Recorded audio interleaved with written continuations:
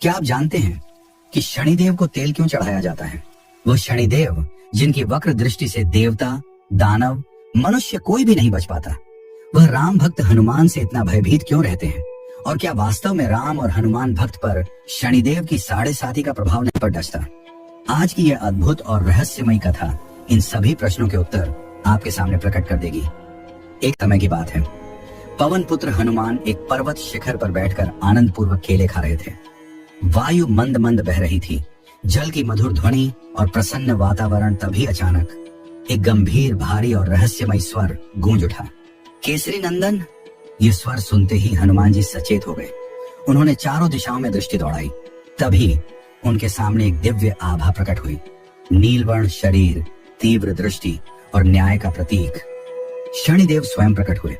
हनुमान जी तुरंत खड़े हुए और श्रद्धा सहित उनके समीप पहुंचे। शनिदेव बोले, पवन पुत्र हनुमान, मैं तुम्हें सावधान करने आया हूँ। आज से आगामी 7.5 वर्षों तक तुम पर मेरा प्रभाव काल आरंभ हो रहा। मैं तुम्हारे शरीर में प्रवेश करने वाला हूँ, तुम सावधान हो जाओ।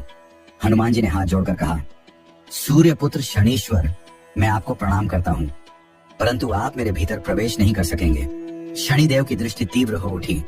तो क्या तुम्हें मेरे सामर्थ्य पर संदेह है बजरंगबली? हनुमान मुस्कुराए, नहीं महाराज, आप सर्वशक्तिमान हैं, पर मेरे तन, मन और जीवन में पहले से ही कोई स्थान रिक्त नहीं है। मेरे रोम रोम में केवल श्री राम ही विराजमान हैं। मैं आपको स्थान कहाँ दूं?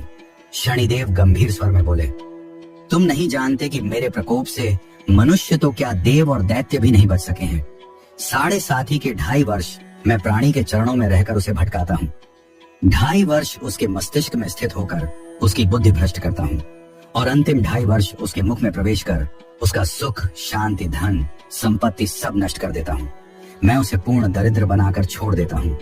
हनुमान विनम्रता से बोले, महाराज, मैं केवल उसी ज्ञान को धारण करता हूँ जो मुझे मेरे प्रभु के प्रेम रस में लीन रखे। शेष ज्ञान मेरे किसी काम का नहीं।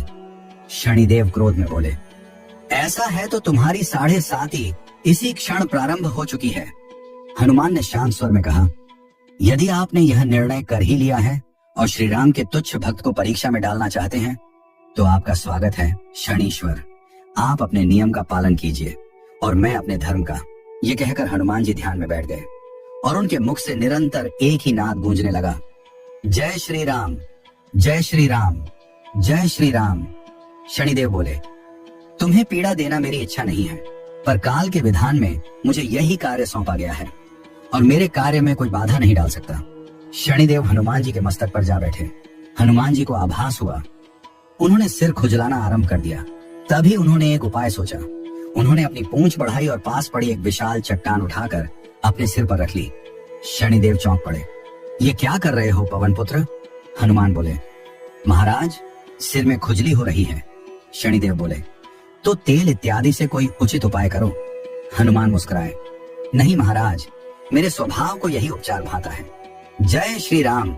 ये कहकर हनुमान जी ने एक और विशाल चट्टान अपने सिर पर रख ली और बार बार यही करने लगे।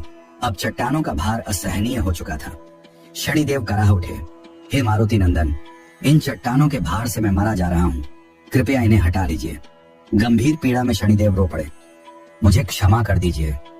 हे राम भक्त हनुमान, मैं आपके भीतर नहीं रह सकता। हनुमान बोले, नहीं रह सकते तो निकल जाइए। शनिदेव व्याकुल होकर बोले, यदि मैं स्वयं निकल सकता तो इसी क्षण चला जाता, पर मैं यहाँ फंस गया हूँ। संपूर्ण जगत मुझसे याचना करता है। आज मैं आपसे याचना कर रहा हूँ, मुझे मुक्त कर दीजिए। मैं वचन देता हूँ, आज के बाद मैं आपको कभी पीड़ित नहीं करूंगा। हनुमान का स्वर अडिग था, केवल मुझे ही नहीं शनीश्वर, आज के बाद आप किसी भी राम या हनुमान भक्त को पीड़ित नहीं कर सकेंगे। ऐसा कहकर हनुमान जी ने सारे चट्टानों को अपने सर से हटाया और शनिदेव को मुक्त कर दिया। दर्द से पीड़ित शनिदेव ने विनय पूर्वक कहा, हे राम भक्त, क्या मुझे थोड़ा तिल तेल मिल सकेगा? हनुमान बोले, मुझसे नहीं सूर्यपुत्र, पर आज के बाद आपके दुष्प्रभावों से बचने के लिए भक्तगण आपको तेल चढ़ाकर ही प्रसन्न करेंगे। और तभी से शनिदेव को तेल चढ़ाने की परंपरा प्रारंभ हुई। इसी कारण नवग्रह मंदिरों में हनुमान जी की मूर्ति शनिदेव के समीप स्थापित होती है और दोनों को तेल अर्पित किया जाता है, क्योंकि हनुमान जी के भक्तों पर शनिदेव की कुदृष्टि कभी नहीं पड़ती। दोस्तों, अगर आपके भी जीवन में परेशानियां, समस्याएं हैं या कोई काम नहीं बन रहा, तो हर शनिवार को शनिदेव के मंदिर में जाकर हनुमान जी और शनिदेव को तेल जरूर चढ़ाएं। इससे आपकी सारे साथी खत्म हो जाएंगे।